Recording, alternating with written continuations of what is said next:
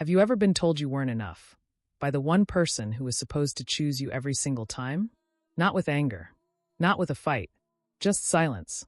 Cold, deliberate silence while someone tore you apart. Before we get into this story, drop a comment and tell me, where in the world are you watching from? I always love knowing who's on the other side of the screen. Because tonight's story? It starts with one woman being publicly humiliated at a child's birthday party. And it ends 3 years later, with the entire truth walking back through the door on 2 tiny feet. Stay with me.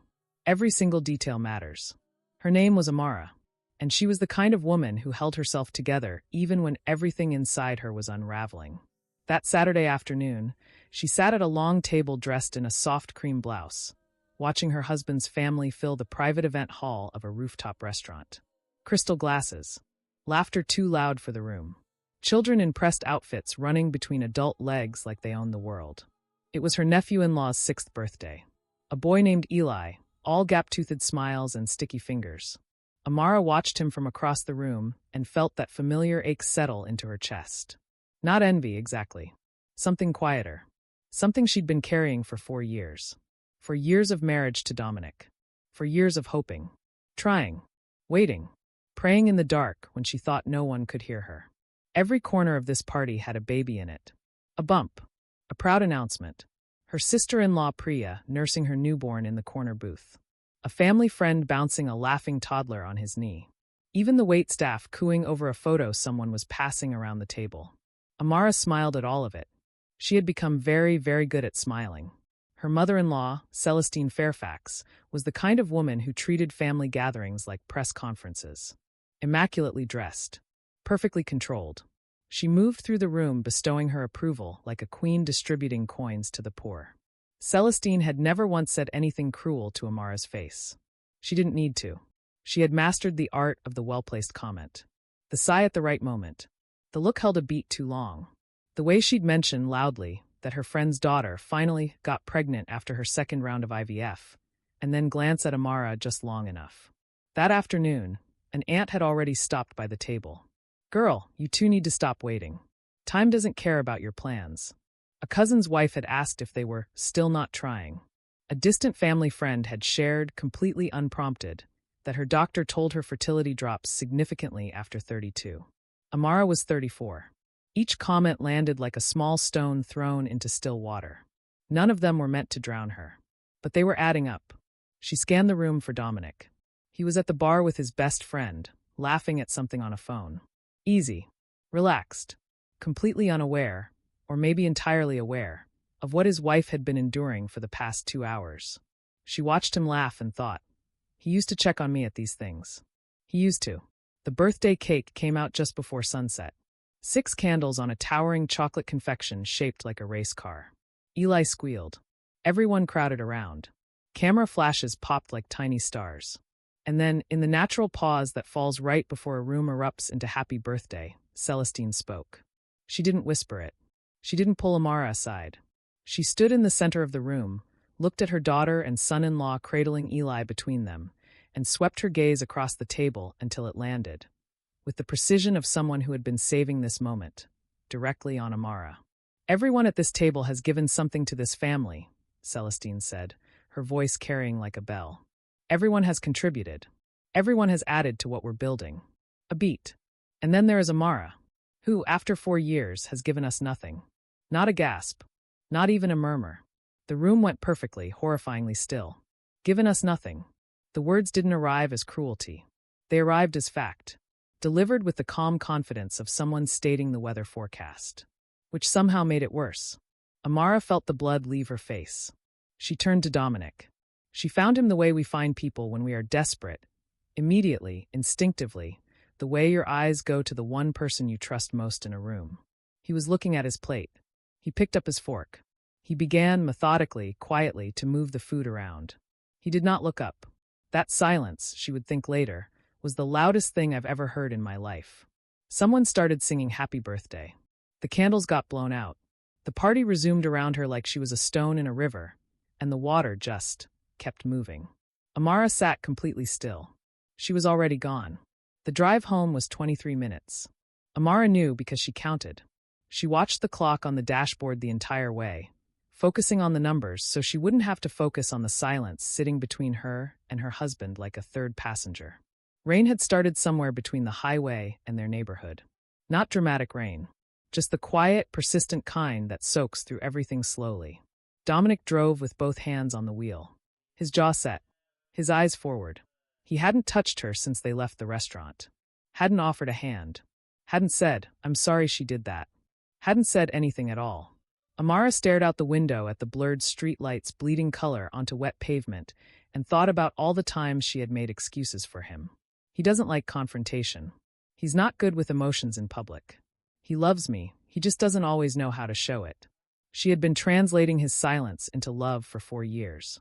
Tonight, she didn't have the energy to translate anymore. Their apartment still smelled like the candle she'd lit that morning. Sandalwood and something warm. She had lit it because she'd had good news that day. News she was planning to share over dinner after the party. She never got the chance. Dominic stopped in the entryway. He didn't take off his jacket. He didn't turn on the lights. He just stood there in the half-dark, and when he finally looked at her, really looked at her, there was nothing in his eyes she recognized. Not the man who had danced with her at their wedding. Not the man who used to bring her tea when she couldn't sleep. Just a wall. "My mother is right," he said. His voice was flat. Rehearsed, almost. Like he'd been building toward this sentence all evening. "I need a real family, Amara. I need someone who can give me that." She heard the words. She understood them individually. But together, in that order, in that voice coming from that man, her mind refused them. "What?" she whispered. He didn't repeat himself. He didn't need to. "Pack what you need tonight," he said. "I'll have the rest sent."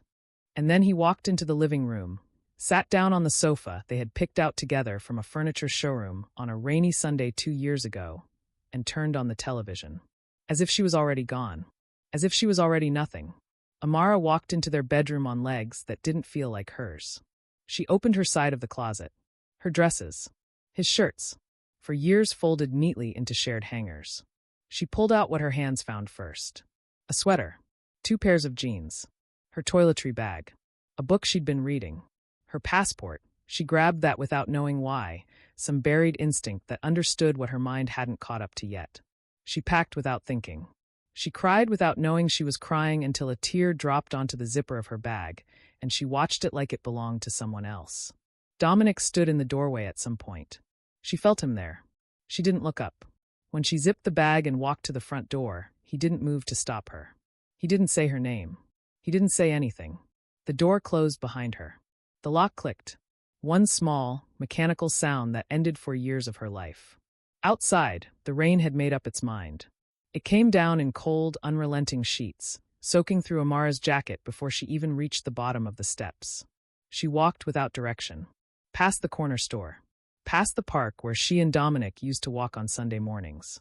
Past all the small geography of a life she no longer lived in. "Given us nothing. I need a real family." The words followed her down every wet street. She walked until her legs started to shake, from cold, from exhaustion, from something deeper than either of those things. She ducked under the awning of a closed pharmacy and pressed her back against the glass, breathing. Her hand went into her bag automatically, looking for a tissue, for her phone, for anything solid to hold on to. Her fingers found something unexpected. A small paper bag folded at the top. She'd shoved it in there that morning without thinking. On her way home from a routine doctor's appointment, she'd made an impulsive stop. Bought something she'd almost talked herself out of. Something she'd been afraid to hope for. She opened the bag with trembling hands. Inside was a small white plastic test. She had taken it in the pharmacy restroom that morning, alone, heart pounding, telling herself not to expect anything. 2 lines. 2 clear, unmistakable lines. She had cried then too, but completely differently. She had pressed her hand over her mouth and cried the way you cry when you've been told no so many times that yes feels like a language you forgot how to speak. She had planned to tell him that evening. Over the dinner they never had. In the apartment she no longer lived in. As a gift. As a beginning. And now she stood in the rain, holding this small proof of life, while her husband sat dry and warm on their sofa, having already erased her. He thought she was empty. She was anything but. Amara looked at those 2 lines for a long time. The rain kept falling. Her jacket was soaked through. Somewhere down the block a car passed and threw a wave of water across the pavement. She looked at the test, and the world, which had been collapsing all evening, went very, very still. She wasn't leaving with nothing. She was leaving with everything. She called her college friend Nadia from a cab on the way to the train station. They hadn't spoken in months. The kind of friendship that doesn't need constant contact to stay warm. The kind that picks up exactly where it left off, no explanation required. Nadia. It's me. Amara? What's wrong? You sound. Can I come? I don't know for how long. Not even a pause. Get on the train. I'll be at the station. That was all. 7 words that held more love than anything Amara had heard in 4 years of marriage. She bought a one-way ticket to Charleston. The last train of the night. Half empty. She sat in a window seat with her bag on her lap and watched her city disappear into the dark. She didn't sleep. She sat with the test tucked carefully in the inside pocket of her soaked jacket, one hand pressed flat against her stomach. Not yet showing anything, not yet real to anyone but her. And she made herself a promise. They will not know. Not Dominic. Not Celestine. Not any of them. This child, these children, though she didn't know that yet, would belong only to her. They had written her out of their story. Fine. She would write her own. By the time the train rolled into Charleston as the sun was coming up, something had changed in Amara's chest. The grief was still there. It wasn't going anywhere. But beneath it, underneath the shock and the humiliation and the cold weight of that locked door, something harder was forming. Not bitterness. Not revenge. Not yet. Just a quiet, unshakable determination. I will be okay. More than okay. Watch. Nadia's apartment was small and smelled like coffee and dryer sheets and something baking in the oven, even at 7 in the morning. She met Amara on the platform the way good friends do.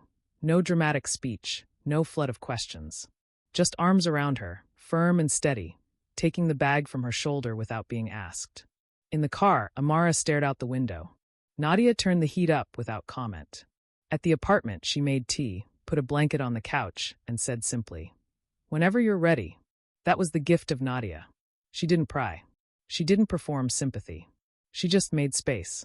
And in that space, for the first time in 24 hours, Amara exhaled all the way down. She told her almost everything. The party. Celestine's words cutting through the room like a knife dressed up as a statement of fact. Dominic's silence. The locked door. The rain. She did not tell her about the test. Not yet. That secret felt too new, too fragile, like a flame cupped in both hands that the wrong breath could extinguish. She slept for 14 hours. The first real decision she made in her new life was to find a doctor. She registered under her maiden name, Amara Osei, at a women's clinic across town. She sat in the waiting room among other women with their partners, their mothers, their best friends beside them. And she sat alone and held her own hand and told herself that alone was not the same as weak. The examination room was cool and clinical. Pale blue walls. The papery crinkle of the table beneath her. A young doctor with kind eyes and tired hands who introduced herself as Dr. Reeves. "Let's take a look," she said, and reached for the ultrasound wand. Amara stared at the ceiling and breathed. Uterine pregnancy. About 11 weeks along. Good strong development. Amara closed her eyes. "Thank you." Heartbeat is clear and steady. A pause. Not a worried pause. Something different. Dr. Reeves tilted her head, adjusted the sensor slightly, and made a small sound, a quiet, delighted sound. Like someone who had just found an unexpected gift tucked at the back of a drawer. "Ms. Osei." "Yes. Are you aware that there are 2 heartbeats here?" Voice drops to almost nothing, then slowly opens up. Amara turned her head toward the monitor. She didn't understand what she was seeing at first. Black and white shapes that meant nothing to her untrained eye. Dr. Reeves pointed. "There." A flicker. And there. 2. 2 separate, distinct, perfectly rhythmic flickers of life. "You're having twins," Dr. Reeves said, smiling now, fully smiling. "Congratulations, Mama." Twins. The word entered Amara's body like something physical. She felt it travel from her ears down through her chest and settle somewhere deep and permanent. Twins. She pressed her hand over her mouth. Her shoulders shook. Dr. Reeves quietly passed her a box of tissues and gave her the time she needed without asking questions. They weren't sad tears. They weren't happy tears exactly either. They were the tears of a woman who had been told for years that she had nothing to offer, and was now being shown, in black and white, the absolute, undeniable proof that she had been carrying two lives inside her all along. 2. She had come to this city broken. She was leaving that clinic with two heartbeats. Back at Nadia's apartment, Amara finally unpacked her bag properly. She hadn't been through it since the night she left, just grabbing things in a panic, not thinking, hands moving while her mind stayed somewhere back in that locked hallway. She laid everything on the bed piece by piece. Clothes, toiletries, 2 books, a phone charger, her passport, and then, tucked between the books, a small hardcover notebook she didn't immediately recognize. Dark green cover, worn at the corners, spine cracked from years of being opened and closed. She turned it over. On the inside cover, in a careful old-fashioned hand, property of Estelle Fairfax, Dominic's grandmother. She had passed away 2 years before Amara and Dominic married. Amara had never met her, only heard about her, always warmly from the cousins, always carefully from Celestine. She must have swept it into the bag along with the books in her rush. A ghost from a life she was trying to leave. She almost set it aside. Something made her open it. Most of the entries were ordinary. Weather, garden notes, observations about grandchildren. The comfortable, domestic record of a long life well lived. Amara flipped through slowly, not really reading, and then a name stopped her cold. Celestine. The entry was dated many years ago. Dominic would have been a small child. She read it once, then again, then a third time slower. Another difficult conversation with Celestine today. She has become consumed by this idea of an heir, truly consumed in a way that frightens me. She came to me wild-eyed, saying that if the problem lies with her husband, then another way must be found. That the family name is more important than anything. More important than truth, more important than dignity, more important than the boy she is supposed to be raising. I am afraid of what she is becoming. There is something burning in her that is not of God. She is speaking of solutions. I don't know what she means, and I don't want to know. I pray I am wrong about her. Amara set the diary down on the bed. She sat very still. She had always believed Celestine's cruelty toward her was personal. A mother-in-law who simply didn't think she was good enough. A woman who wanted to control her son and found a daughter-in-law inconvenient. But this entry wasn't about her. This was written 25 years ago. About a pattern that existed long before Amara ever entered the picture.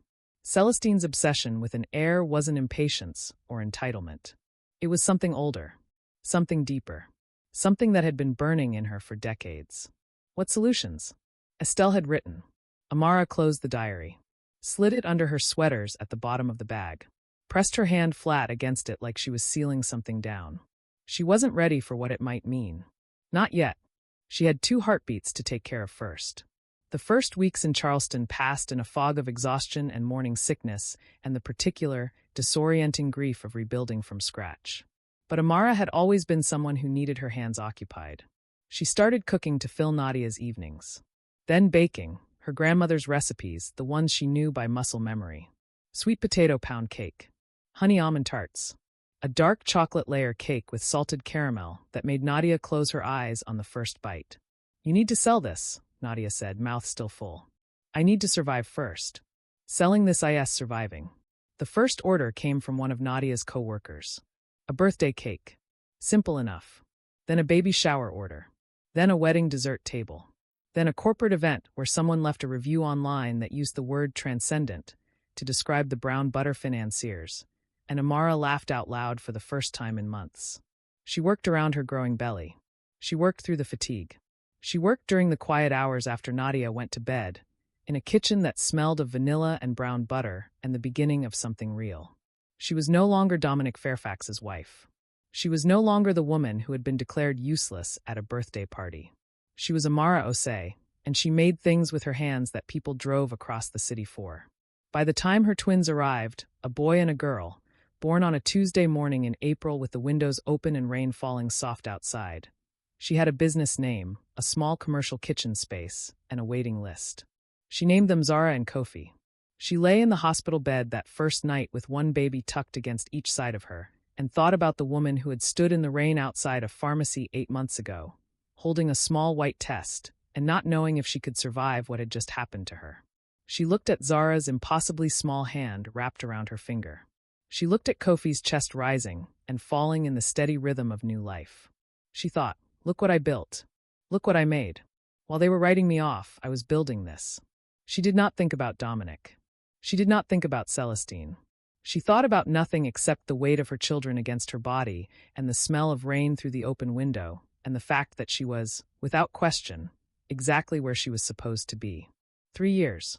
Osae's, her bakery on a sun-warmed street in downtown Charleston, had a line out the door on weekend mornings. She had 2 full-time employees, a pastry case that rotated with the seasons, and a reputation that had long outgrown the neighborhood. Zara and Kofi went to daycare 2 blocks away. Every morning Amara walked them there holding both their hands, one on each side, and every afternoon she walked back to collect them like punctuation at the end of a good sentence.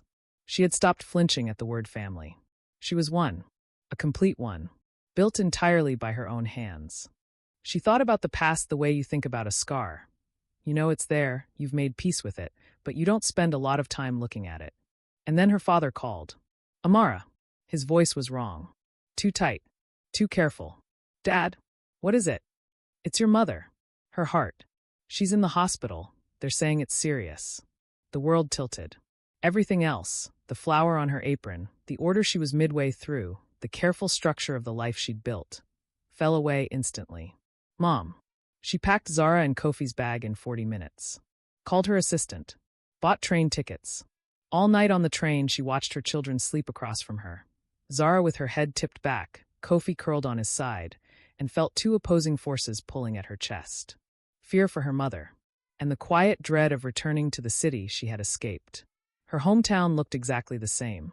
That was the strange thing about leaving a place. You expect it to reflect your absence somehow. To look a little different, a little diminished. But the streets were the same streets.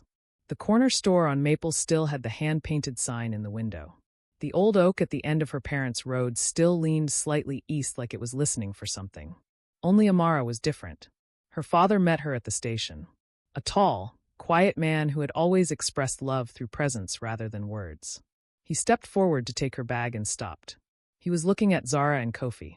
They stood on either side of Amara, holding her hands, looking up at this stranger with their mother's eyes. Her father's face moved through about 6 emotions in 4 seconds. Shock. Confusion. Something that cracked open slowly into wonder. Are these your grandchildren? Amara said quietly. Zara and Kofi. He crouched down to their level. His big hands, hands that had fixed every broken thing in her childhood home, reached out carefully, like he was afraid they might disappear.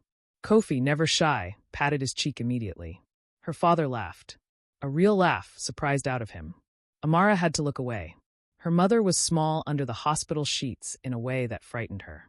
She had always thought of her mother as someone who filled a room without trying, warm and substantial, the kind of presence that made everything feel manageable. Seeing her diminished against white pillows, wires trailing from her wrists, was like seeing a building you loved with part of its facade fallen away. But when her mother turned her head and saw Zara and Kofi standing in the doorway, she lit up. There was no other way to describe it. Color came back into her face. Her eyes filled and overflowed immediately. She reached both arms out and said nothing, just reached, and Amara brought the children forward and stood back and let her mother hold her grandchildren for the first time. She thought this alone was worth coming back for. But the city had eyes. It always had. Within 24 hours of her arrival, she could feel the awareness spreading through the neighborhood like ink through water. She saw it in the way Mrs. Okonkwo from the 3rd floor held her gaze a beat too long at the elevator. In the way the cashier at the corner store glanced at the twins and back at her face with barely concealed curiosity. She had come back, and she had not come back alone. She tried to stay close to the hospital and her parents' apartment. She had no interest in the city's gossip machinery. She had not come here for confrontation. But she had to eat, and the children needed fresh air. And her mother needed pomegranates, specifically pomegranates, the doctor had said. And so on a bright Thursday morning, Amara took Zara and Kofi by the hand and walked to the central market. The market was loud and fragrant and alive in the way outdoor markets always are. Dill and ripe fruit, and someone grilling meat somewhere nearby, and the overlapping conversations of 50 people all happening at once. Amara moved through the stalls with practiced efficiency. She knew what she needed. She was almost done. She was standing at the fruit vendor's table, pressing her thumb gently against a pomegranate to test its weight, when Kofi tugged at her sleeve. "Mama, 1 second, baby." Mama, that man is looking at you. She turned, and the world did what it does in those moments. It contracted. The noise of the market fell away. Everything narrowed to a single point across the crowded aisle. Dominic. He had aged the way men who live carefully tend to age, gracefully, incrementally, the years adding weight to his face without taking much else. The same jawline. The same expensive coat, charcoal wool. Hair cut close on the sides the way she had always liked it, though she registered that observation now like it belonged to someone else's memory.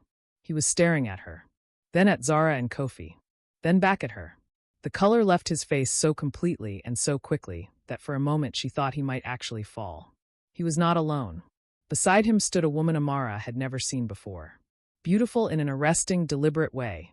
Dark eyes, perfect skin, a camel-colored coat that probably cost more than Amara's first month of rent in Charleston. She was looking between Dominic and Amara with the particular expression of someone who has just walked into the middle of a conversation and cannot yet determine whether it is dangerous. Nobody moved for what felt like a very long time. Then Dominic stepped forward. His mouth opened and closed once before sound came out. Amara. Dominic, she said. Her own voice surprised her. Even. Calm. Like she was greeting someone she knew mildly well from a long time ago. Inside, everything had gone cold and still. She pulled Zara and Kofi closer without thinking. A reflex, automatic, the instinct of a mother moving her children slightly behind her body without making it look like that's what she was doing. Dominic's eyes kept going to the twins. Something was happening behind them, a calculation, a collision, a reckoning. He opened his mouth again, and this time managed more words. I want you to meet, this is Simone. My wife. Wife. His wife. Amara looked at Simone's perfect face and expensive coat and felt the old pain arrive, brief, sharp, like pressing a bruise you forgot was there. And then, rising up beneath it and quickly overtaking it, something cold and proud and completely unexpected. She straightened her spine. Hello, she said to Simone, without warmth but without cruelty. A single word that communicated everything. I see you. I owe you nothing. I am unbothered. Dominic was still looking at the children. His face was doing something complicated that she didn't have the patience to interpret. We have to go, he said suddenly, to Simone, grabbing her arm, already turning. No goodbye. No how are you. No acknowledgement of the two small people standing beside his former wife who shared, unmistakably, the particular shape of his eyes. He just left. Fast. The way people leave when they're afraid of what they might have to say if they stay. Amara watched them go. She was almost about to turn back to the fruit vendor when Simone glanced back over her shoulder. Just once, quickly, and Amara saw it. The coat. Loose-fitting, elegantly draped. And beneath it, unmistakably, the rounded, full shape of a pregnancy. 7 months, maybe 8. Amara stood in the middle of the market, holding a bag of pomegranates in one hand and her children's palms in the other. So he had found his real family. His useful wife. His heir. She turned and walked away, her children matching her pace without complaint. And she did not let herself feel anything about it until she was 3 blocks away and alone enough to press her free hand flat against her sternum and breathe through it. They are not your story anymore, she told herself. They are not your story. She should have known it was only a matter of time. A city this size. A story this visible. And Celestine Fairfax, who had built her entire identity on knowing everything that happened within her sphere of influence before anyone else did. It happened 4 days later. Amara had taken the twins to a small park near her parents' apartment. One of those tucked-away neighborhood squares with old iron benches and pigeons who had long ago decided that small children existed purely to chase them. Zara and Kofi were doing exactly that, shrieking, arms out, absolutely delighted with themselves. Amara sat on a bench with her face tilted up to the thin autumn sun, eyes half closed, and for approximately 7 minutes she let herself exist without thinking about anything complicated. Then a shadow fell across her. I knew you'd come back eventually. The voice hadn't changed at all. Amara opened her eyes. Celestine Fairfax stood before her in a black wool coat, pearl earrings, hair immaculate. 70 years old and still carrying herself like a building. Solid, imposing, constructed to last and to loom. Her eyes went immediately to the children. Something moved through them. A flash of something calculating that she didn't bother to hide. Dragging another man's children here to make my son feel guilty? She said, pleasantly, the way you might comment on the weather. Hoping to pin them on him? How predictable. 3 years ago, this woman's voice had the power to make Amara's hands shake. 3 years ago, she had sat at a restaurant table and absorbed a public humiliation in silence because she didn't know yet that she was allowed to refuse it. That woman was gone. Amara stood up slowly. She was the same height as Celestine. She had never noticed that before. Or perhaps she had simply never allowed herself to take up the full height of her own body in this woman's presence. She looked at her directly, steadily, without flinching. "These are my children, Mrs. Fairfax," she said, each word placed carefully like stones. "And I am asking you once to walk away from me and from them." Celestine's eyes narrowed. "You don't make demands of me. You crawled back to this city with your borrowed children and your little lawsuit, and you think. If you approach me or my children again," Amara said, calm as glass, "I will involve the police. That is not a threat. That is information." She turned. "Zara. Kofi. Come, babies." She took their hands and walked out of the park without looking back. She felt Celestine's gaze on her the whole way. Hot, furious, the stare of a woman who had never in her life been simply, cleanly dismissed. Good, Amara thought. Feel that. She found the lawyer the next morning. Mizadiz Mensa. Sharp, unhurried, with the particular energy of someone who had heard everything and was surprised by nothing. She listened to Amara's full account without interrupting, taking notes in a small, precise hand. "They'll call you a fraud," Ms. Mensa said when Amara finished. "They'll say the children aren't his and you want money. It's the standard play." "I know. Then we file first. Paternity establishment. Official court order for DNA testing. We put the truth on record before they can write their version of it." Amara nodded. It wasn't about money. She had her bakery. She had her life. She didn't need Dominic Fairfax's money to survive. It was about her children's names, their history, their right to know exactly who they were and where they came from, even if their father had never deserved them. "File the papers," she said. She was not expecting company. The children were asleep. Her father had gone to bed early. Amara was sitting at the kitchen table with cold tea and her laptop, going over order invoices from the bakery back in Charleston. The ordinary, grounding work of her real life, when a knock came at the door. Quiet, hesitant, almost apologetic in its rhythm. She looked through the peephole. Simone. Not the Simone from the market, polished, composed, wrapped in expensive cashmere. This Simone had clearly been crying for some time. Her hair was pulled back unevenly. No makeup. A simple dark dress.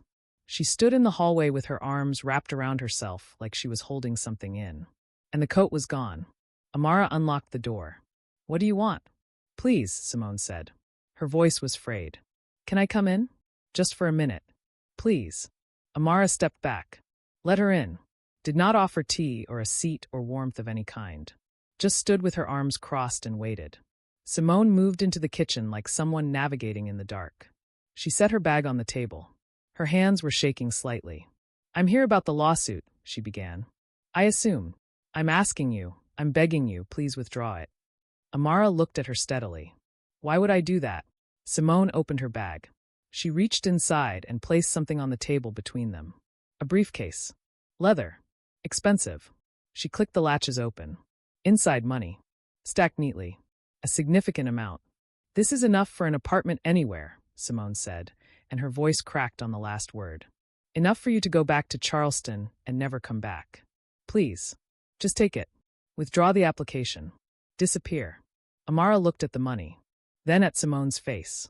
And that was when she understood that something was very, very wrong. This was not the behavior of a woman who had nothing to fear from a DNA test. If Simone's pregnancy was real and the baby was Dominic's, a paternity test for Zara and Kofi couldn't touch her. It could only confirm that she and her child were the legitimate heirs. So why was she terrified? "What are you actually afraid of?" Amara asked quietly. Simone's face crumpled. "You don't understand what she's capable of," she whispered. "This test, it will destroy everything. Everything for all of us. Get out," Amara said softly. "Take your money. And go."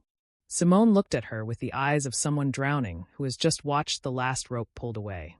She closed the briefcase slowly. Stood. Walked to the door.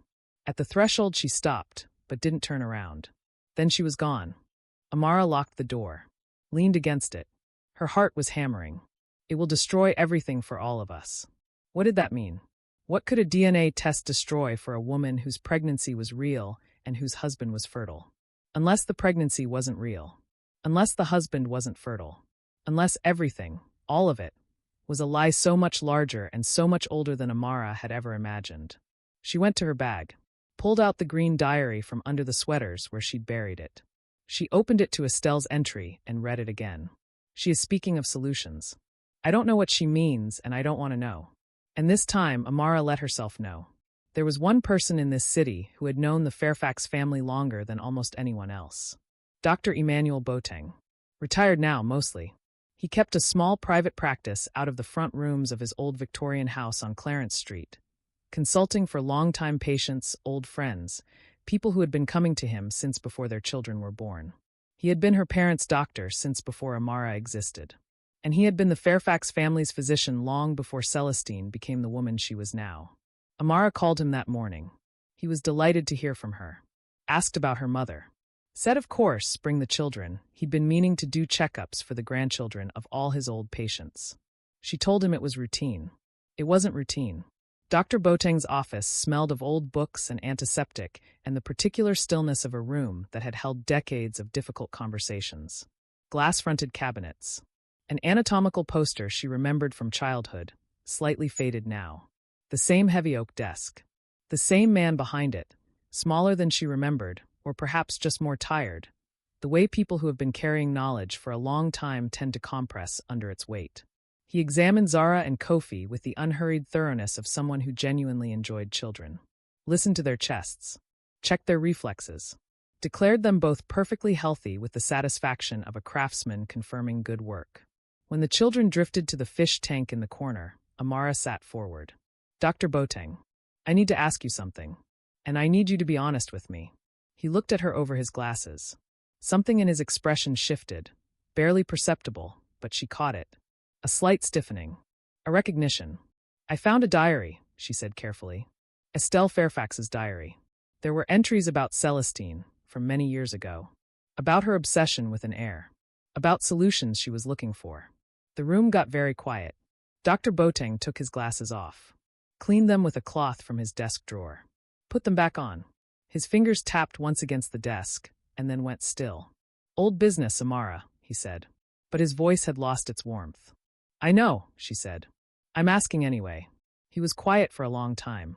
Long enough that she wondered if he would simply refuse. Simply fold the information back into himself and send her home with the children and his blessing. But then he stood, walked to the window, stood with his back to her, looking out at the garden. She came to me, he said finally. Celestine. About 8 years before your divorce. She came alone, no Dominic, no appointment. Just showed up. Amara didn't move. She had a folder. Medical documents, test results, Dominic's going back years. She'd clearly been collecting them for some time. He paused. She was convinced he was infertile. Not just concerned, convinced. Absolutely certain. Was she right? Dr. Boateng was quiet for a moment too long. The indicators weren't ideal, he said carefully. But they weren't definitive either. I told her that. I told her many men with similar results father children without difficulty. That stress, timing, lifestyle, there were many factors. I told her to stop this and let her son live his life. But she didn't. He turned from the window.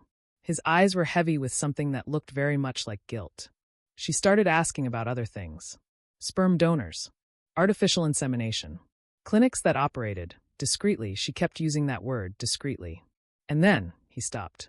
Pressed his lips together. Then she started asking about other arrangements. More informal ones. She had a look in her eyes I hadn't seen before. Something past reason. What did you do? I told her she was out of her mind. I told her to leave my office and not come back with this madness. He sat back down heavily. I thought I'd frightened her off. I thought it was the hysterical episode of a controlling woman and she'd come back to herself. I genuinely believed that. He looked at Amara directly now. The medical detachment was completely gone. There was just an old man looking at a young woman and reckoning with what his silence had cost her. And then I heard you were married to Dominic. And I was glad. I thought good. It's done. She's let it go. He folded his hands on the desk. And then I heard you hadn't had children. And then I heard he'd put you out. And I told myself it was none of my business. That I couldn't have known. He looked at the children at the fish tank. Zara was pressing her small hand flat against the glass, watching a blue fish mirror her movements. "But you're here now," he said quietly. "And I think I've known for some time that I was wrong to stay silent." She walked out of Dr. Boateng's office into the bright, ordinary afternoon with the twins on either side of her, and her mind moving at a speed her body couldn't keep up with. Celestine had known, or believed, for nearly a decade that Dominic couldn't have children. She hadn't accepted it. She had looked for a way around it. A discreet solution. An informal arrangement. Something that would give the Fairfax family an heir, while keeping the truth buried. And Amara had been brought into that family during precisely that window of time. She walked. The children chattered about the fish. She nodded at the right moments without hearing them. A discreet solution. She thought about the Fairfax family gatherings. About who was always present, always nearby, always arriving at moments that in retrospect seemed less like coincidence and more like choreography. Dominic's cousin Marcus. Marcus Fairfax. Celestine's nephew. Charming in the careful, studied way of someone who had decided early that charm was useful currency. Always slightly deferential to Dominic in public, but she had caught something else occasionally, in unguarded moments. Something that sat between envy and ambition. He had always been particularly attentive to Amara. She had written it off as friendliness, as family warmth, as the behavior of a man who was simply good with people. But now she was rewriting it, frame by frame. There was a weekend. A lake house gathering. Dominic's birthday. She had been towards the end of her marriage without fully knowing it yet, the distance between them already widening in ways she was still trying to explain to herself. Dominic had been drinking. Not casually, urgently, in a way that had alarmed her. Glass after glass after glass. She remembered thinking something was wrong, that he seemed to be trying to disappear into the alcohol, and she had tried to reach him and found she couldn't. By mid-evening he was barely present. Sitting in a chair by the window, empty-eyed, unreachable. Celestine had looked at him, had shaken her head and said something Amara hadn't fully caught at the time. Something dismissive, something almost contemptuous, as though his state was a disappointment rather than a concern. And then Amara had gotten a headache. Sharp and sudden. She had gone to find water and Marcus had appeared. There, immediately there, as though he had been waiting.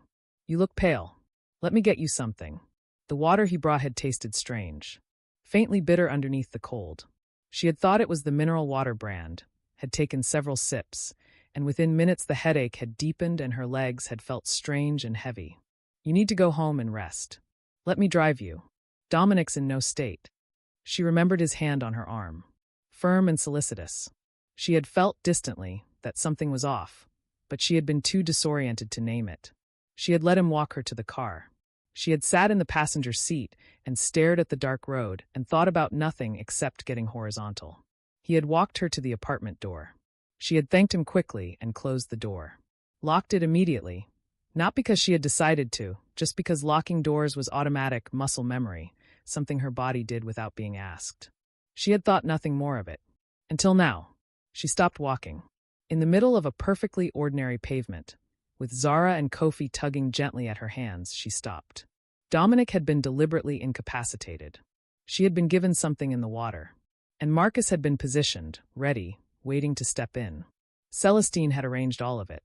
And somewhere in the house that evening, she had been watching to see how it played out. Amara's skin went cold despite the afternoon sun. This wasn't a family that had treated her badly. This was a family that had tried to use her. She was supposed to become pregnant by Marcus, a blood relative with the right last name, the right genetics, while everyone believed the child was Dominic's. A perfect solution. The heir Celestine needed. The bloodline preserved. The truth buried so deep it would never surface. But something had gone wrong. Maybe Amara had locked the door too quickly. Maybe Marcus had lost his nerve at the last moment. Maybe the dosage in the water had been misjudged and she'd been too disoriented to be useful rather than just compliant enough. Whatever the reason, the plan had failed. And when it failed, Celestine had done the only other thing available to her. She had written Amara off as useless and had her son throw her out. What Celestine hadn't known, couldn't have known, was that at the very moment she was discarding Amara like a broken instrument, Amara was already carrying Dominic's children. The infertile son who wasn't quite as infertile as his mother had decided. The useless wife who wasn't useless at all. 2 lines on a plastic test, standing in the rain. Suspicion wasn't enough. Memory wasn't enough. Even Dr. Boateng's account, powerful as it was, could be dismissed as the confusion of an old man misremembering a private conversation from years ago. She needed something solid, something that couldn't be argued away. She went home, put the children to bed, opened her old laptop, the one she'd brought from the apartment, the one with all the photographs she'd never deleted because she hadn't had the heart to yet. She opened the folder from the lake house weekend. Dozens of photographs. The bonfire. Dominic slumped in the chair. Tables of food. People laughing. She clicked through them one by one looking for something she couldn't name yet. And then she found it. It was a candid shot.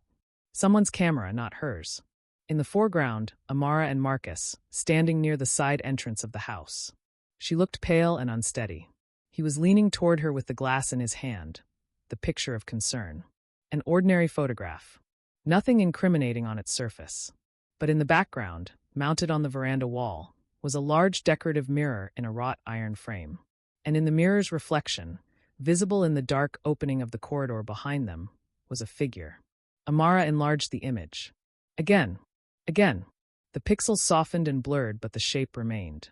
Celestine, standing in the shadows of the hallway. Not at the party. Not with the guests. Alone in the dark, positioned perfectly to observe the entrance, watching Marcus and Amara with an expression that had nothing to do with a mother-in-law concerned about a daughter-in-law's headache.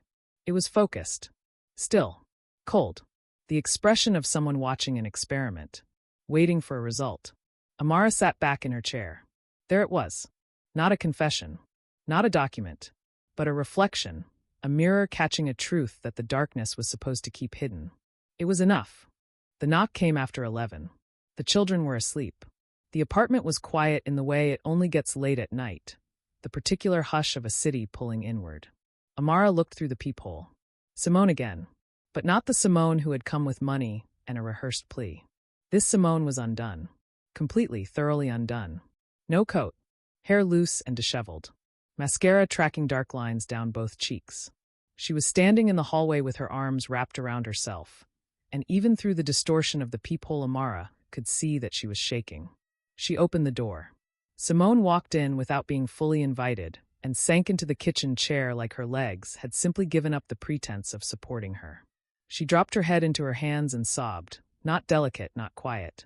The full, wrenching sobs of someone who has been holding something enormous for too long and has finally, simply, run out of strength to hold it. Amara stood across the kitchen and waited. She knows, Simone finally managed. About your auction. About you.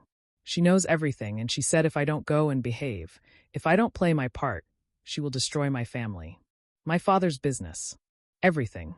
Sit up, Amara said, not unkindly. And tell me everything. From the beginning. Simone pressed her palms flat on the table. Took a breath that shuddered all the way through her. My father had debts. Serious ones. The kind that end businesses and take houses. She stared at the table surface. Celestine approached him. Paid everything. All of it cleared. In exchange. She stopped. In exchange for me, she said quietly. Marrying Dominic. Becoming the ideal daughter-in-law. Giving the family an heir. Did you know what you were agreeing to? I knew it was an arrangement.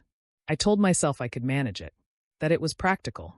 A short, bitter sound that wasn't quite a laugh. I didn't know what she was. Not really. Not until I was already inside it. She described a life that sounded less like a marriage and more like a performance with a tyrannical director. What to wear. What to eat. Who to speak to at events and for how long. Celestine controlled it all. Not loudly, not violently, but completely. The way a current controls a swimmer. You don't feel it until you try to go the other direction. And Dominic? Dominic does what she tells him. Simone's voice was flat. He always has. There's nothing. There's no one inside him who pushes back.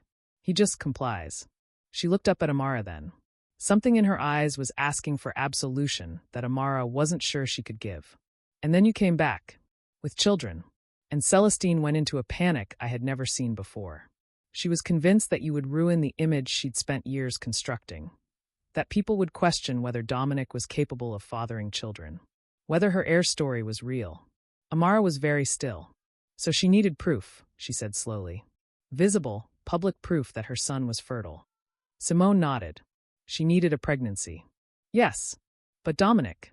Dominic, Simone said carefully, has never been tested in our marriage. Celestine made sure of that. She never wanted the truth on paper. The kitchen was absolutely silent. "Simone," Amara said. "Are you pregnant?" Simone looked at her for a long moment. Then she stood up, reached for the hem of her dress, and lifted it. Amara's hand went to her mouth. A silicone prosthetic, strapped and fitted to perfection. 7, maybe 8 months of manufactured evidence. Simone unclipped it with practiced, exhausted movements and set it on the kitchen table between them like an exhibit. Her stomach beneath it was completely flat. Amara stared at the silicone belly on her kitchen table. A fake pregnancy, manufactured and worn and performed for months.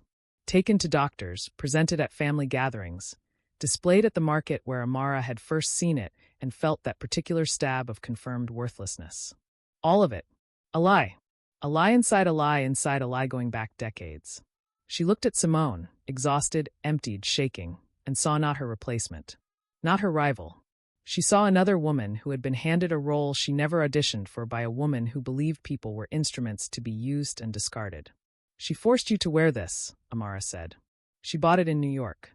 She said it was temporary. Just to buy time. Just to neutralize the threat of your return while she figured out a permanent solution." Simone's voice was barely above a whisper. "I can't do this anymore. I cannot be this. I came here tonight because I don't know who else to go to and because—" She raised her eyes. "Because I think you're the only person in this situation who actually has nothing to lose. And I will help you. Whatever you need. I will stand up and I will say what's true. Just finish this. Please. Finish her." Amara looked at her for a long time. Then she looked at the silicone form on the table. Then she thought about the photograph on her laptop. The reflection in the mirror.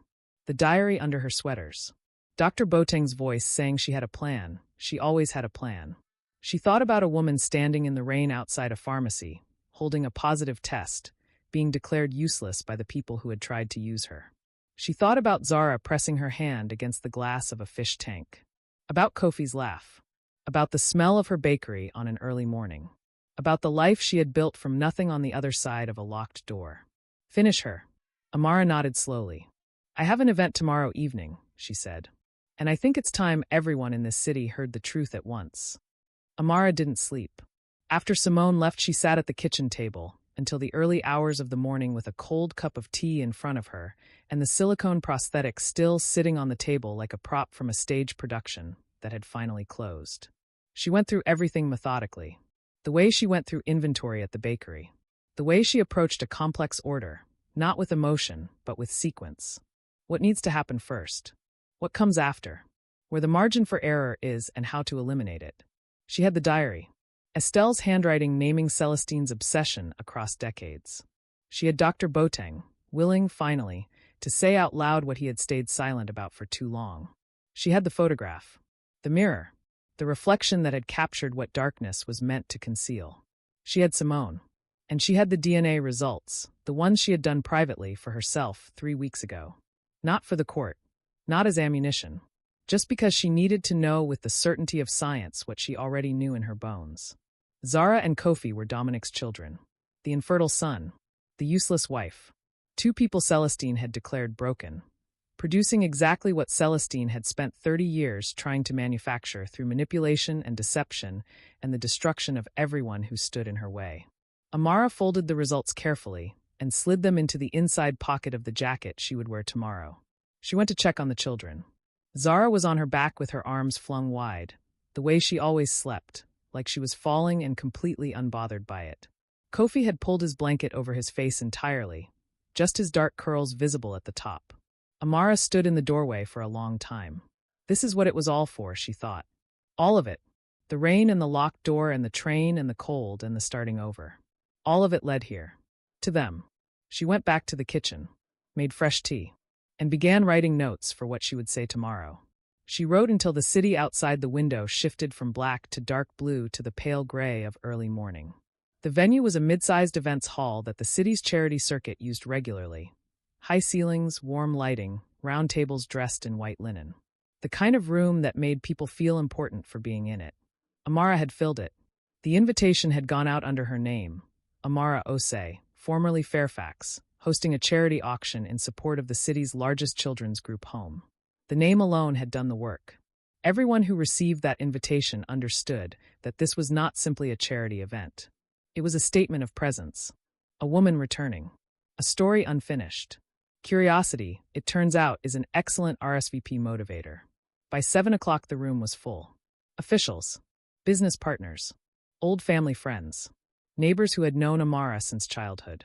Journalists who had picked up the murmur of something significant and dressed it up as community interest.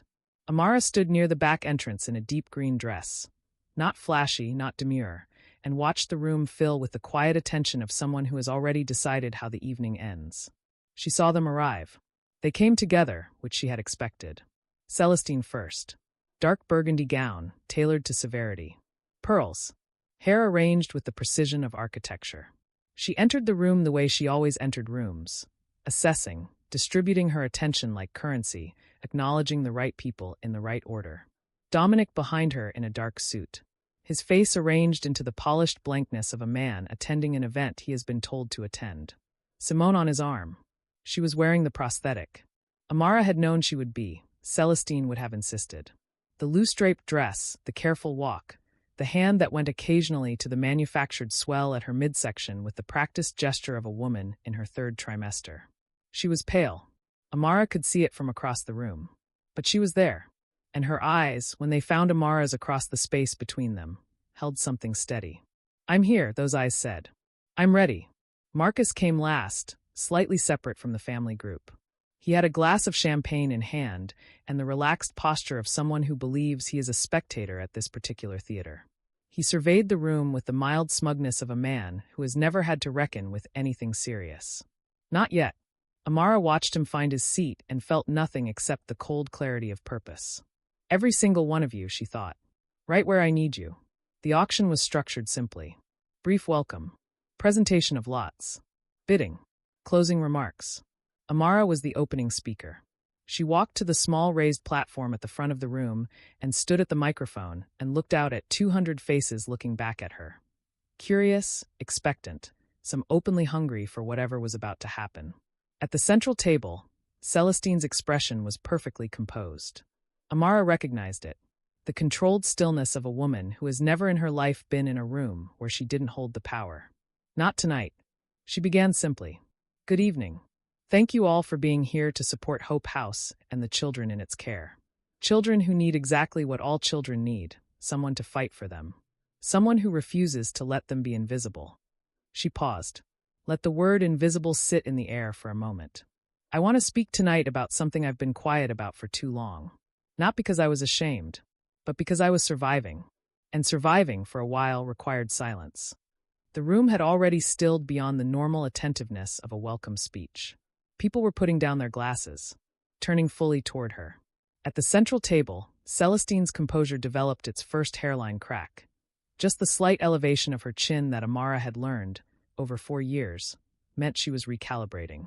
3 years ago at a family gathering, Amara continued, her voice even and clear, I was told in front of a room full of people that I had given nothing, that I was useless, that my husband needed a real family. She didn't look at Dominic. She looked at the room. My husband stayed silent. That same evening, he put me out of our home in the rain with 30 minutes to pack. And I left, because I had no language yet for what was being done to me. A ripple moved through the audience. Not the polite murmur of social discomfort, something sharper, something that recognized itself. But in the time since then, I learned something. Something that changes the shape of everything I was told about myself. She reached the moment she had been building toward all evening and stepped into it without hesitation. My mother-in-law, Celestine Fairfax, had been convinced for nearly a decade before my marriage that her son was infertile. Not suspected, convinced. And rather than accept that reality, she spent years looking for what she called a discreet solution. The hairline crack in Celestine's composure widened. She came to the family physician seeking referrals to clinics that operated quietly. She spoke of informal arrangements, of ensuring the Fairfax name continued regardless of biological inconvenience. Someone at a nearby table whispered something. The sound was quickly swallowed by the silence everyone else was maintaining with the intensity of people who understand they are watching something historic. When those approaches failed, she brought me into the family. And when I didn't produce a child quickly enough to satisfy her timeline, she orchestrated my removal. Marcus shifted in his seat. But before she did that, Amara said, and her voice dropped slightly, which somehow made it carry further. There was one more attempt. She took out her phone, connected it to the room's display. Behind her, on the large screen, the photograph appeared. The lake house, the side entrance, her own pale face, Marcus leaning toward her with the glass, and in the mirror on the veranda wall, Celestine, standing in the dark corridor, watching. This was taken at a family gathering 14 months before my divorce.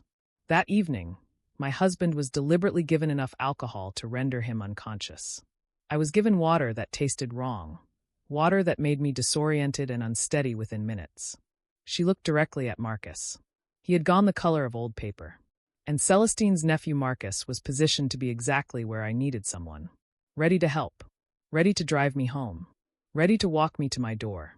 That, Marcus stood up. That is. Sit down, Marcus, Amara said. Not loudly, just firmly. The way you speak to someone when you hold every card at the table. He sat. I want to be clear about what didn't happen, she continued. Because I locked my door.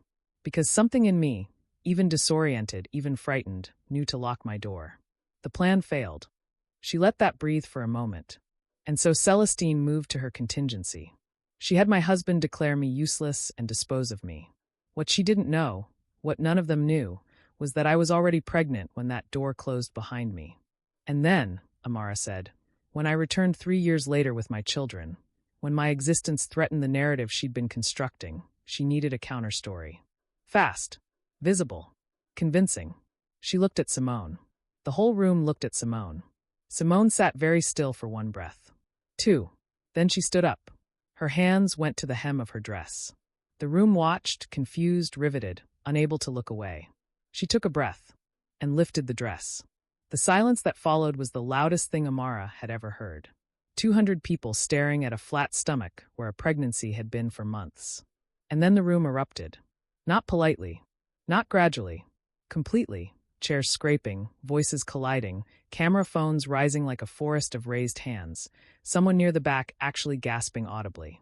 This pregnancy is a lie, Simone said into the microphone Amara held toward her, and her voice, amplified, certain, finally free, carried to every corner of the room. Celestine Fairfax purchased a prosthetic and instructed me to wear it, to manufacture evidence of her son's fertility, to discredit Amara and protect a decades-long deception. Marcus dropped his head into his hands. Celestine sat in the center of the chaos like a statue in a flood. Still, upright, but diminished, visibly, rapidly diminished, as the room moved around her and the architecture of her reputation came apart in real time. Dominic stared at his wife's flat stomach, then at his mother, then at nothing at all. Amara stepped down from the platform. The room parted for her. Not dramatically. People simply moved, instinctively, the way crowds make room for someone moving with that particular quality of purpose. She walked to Dominic's table. He looked up at her, and she saw something in his face she had never quite seen there before. Not the coldness of the hallway. Not the blank compliance of a man doing what he'd been told. Something younger than that. Something cracked open and raw. He looked, she realized, like someone who had just been handed the bill for every choice he'd ever allowed someone else to make for him. She reached into her jacket pocket. She placed 2 items on the table in front of him. First, a photograph on her phone screen. The pregnancy test. 2 clear lines. Dated. Time-stamped. Taken the morning of the birthday party. Hours before the lake house. Weeks before she was put out in the rain. I was already pregnant when she decided I was useless, Amara said quietly. I was going to tell you that night. I had planned it as something we would celebrate together. Dominic looked at the screen. His jaw worked silently. Then she placed the second item. A folded document. He reached for it with a hand that wasn't entirely steady. He opened it. The DNA results. Clinical. Precise. Unambiguous. Zara-ose. Kofi-ose. Paternity confirmed. They are your children, Amara said. The children your mother spent 30 years trying to obtain through other means. They exist because you were never as broken as she decided you were. And they have been alive for nearly 3 years because I chose to build a life for them rather than fight for a place in yours. She straightened up. I don't want anything from you, Dominic. Not now. Not like this. She looked at him, really looked at him, for the last time. Not with love. Not with hatred. with something quieter and more final than either. I just needed you to know the truth. Whatever you do with it is your business now.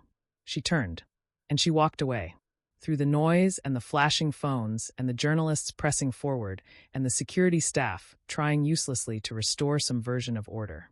She walked through all of it without hurrying, without looking back, through the double doors and out into the cool night air. She stood on the pavement outside and breathed. The sounds of the room leaked through the doors behind her, muffled, chaotic, the particular sound of a constructed world coming down. She breathed. And for the first time in 3 years, the space in her chest where the grief had lived felt, not empty. Full. Full of something new. Something that was entirely and only hers. Her mother was discharged 4 days later. Amara stood in the hospital car park watching her father help her mother into the passenger seat, slowly, carefully, one hand on her back, and felt a wave of gratitude so intense it was almost physical. This is what she had come back for. Not the reckoning, though the reckoning had been necessary.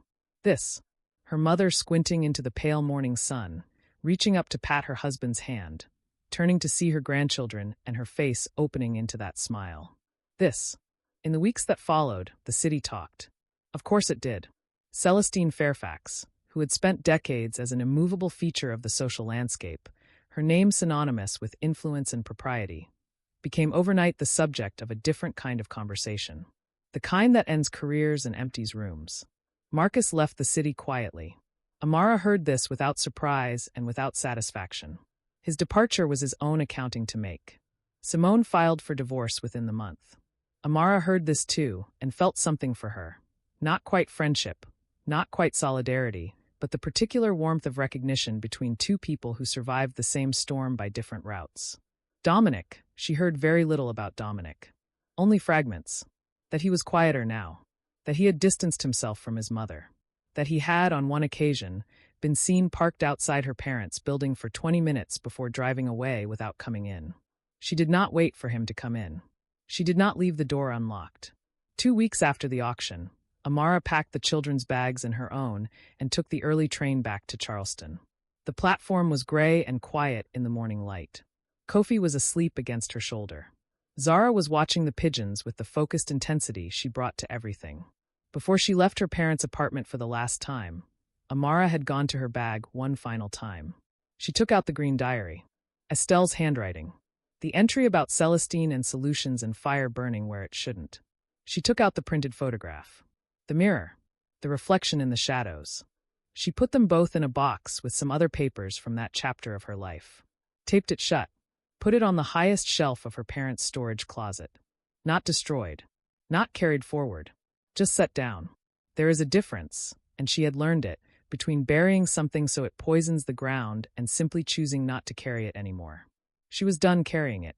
The city slid past the window and then gave way to open country. Fields and sky, and the wide, uncomplicated horizon that appears when you get far enough from the places that tried to define you. Kofi stirred against her shoulder. Made a small sound. "Shoo," she murmured. "Go back to sleep." He did. Zara pressed her nose against the glass and watched the world go past.